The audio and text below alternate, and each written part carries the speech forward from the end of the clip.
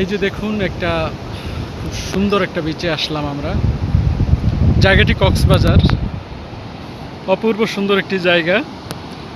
সাধারণত কক্সবাজারের যে জায়গাগুলোতে আসলে মানুষ এসে থাকে সেরকম একটা না, একটু অন্যরকম, একটু নির্জন,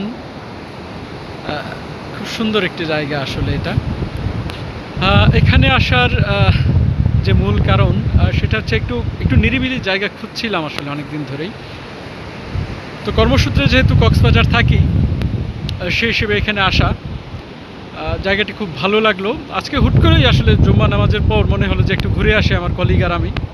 ওই যে সামনে দেখতে পাচ্ছেন যে বড় যে ছেলেটি, উনি হচ্ছে আমার কলিগ।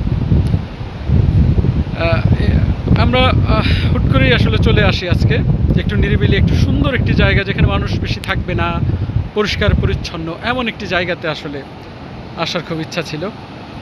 তো জায়গাটি দেখুন কত পরিষ্কার, কত ক্লিন। এরকম বিচ আসলে কক্সবাজার কল্পনাই করা যায় না আসলে, এত পরিষ্কার পরিচ্ছন্ন। দেখুন একটি কাগজ নেই, একটি প্লাস্টিক নেই, একটি অপ্রয়োজনীয় কোনো দ্রব্য নেই।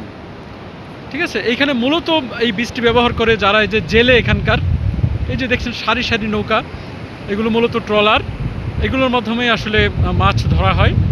এই মাছ ধরে এখানে নিয়ে আসা হয়। তো এই যে জায়গাটি আচ্ছা, নামটি একটু পরে বলছি। ওই যে দূরে দেখতে পাচ্ছেন কিছু পাহাড় শ্রেণী, এই যে এইগুলো, এটা হচ্ছে আমরা মেরিন ড্রাইভ দিয়ে যাওয়ার সময় যে পাহাড়গুলো দেখি সেই পাহাড়। আর হচ্ছে এই তো নীল আকাশ, চমৎকার শান্ত একটি বিচ, কোনো মানুষ নেই, কোনো নির্জন, কোনো হইচই নেই, হাউকাও নেই, ধুলাবালি নেই, মুক্ত বাতাস। এরকম একটি জায়গা আসলে খুঁজছিলাম, অনেক দিন ধরেই খুঁজছিলাম।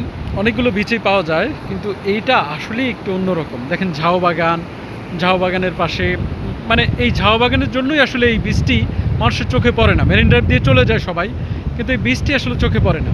এমন সুন্দর একটি জায়গা যে এখানে আছে সেটি কেউ জানতেও পারে না। তো যাই হোক, এখানে এই জায়গাটি হচ্ছে, আমরা মূলত থাকি যেখান থেকে, সেখান থেকে আমরা শামলাপুর বাজারে আসি। শামলাপুর বাজার কোনটি যদি একটু বলি, এটি হচ্ছে মেরিন ড্রাইভের পাশেই। আপনারা নিশ্চয়ই মেজর সিনহার নাম শুনেছেন, যিনি ওসি প্রদীপ, যাকে শ্যুট আউট করে মাদককাণ্ডের কারণে এবং ধামাচাপা দেওয়ার চেষ্টা করে।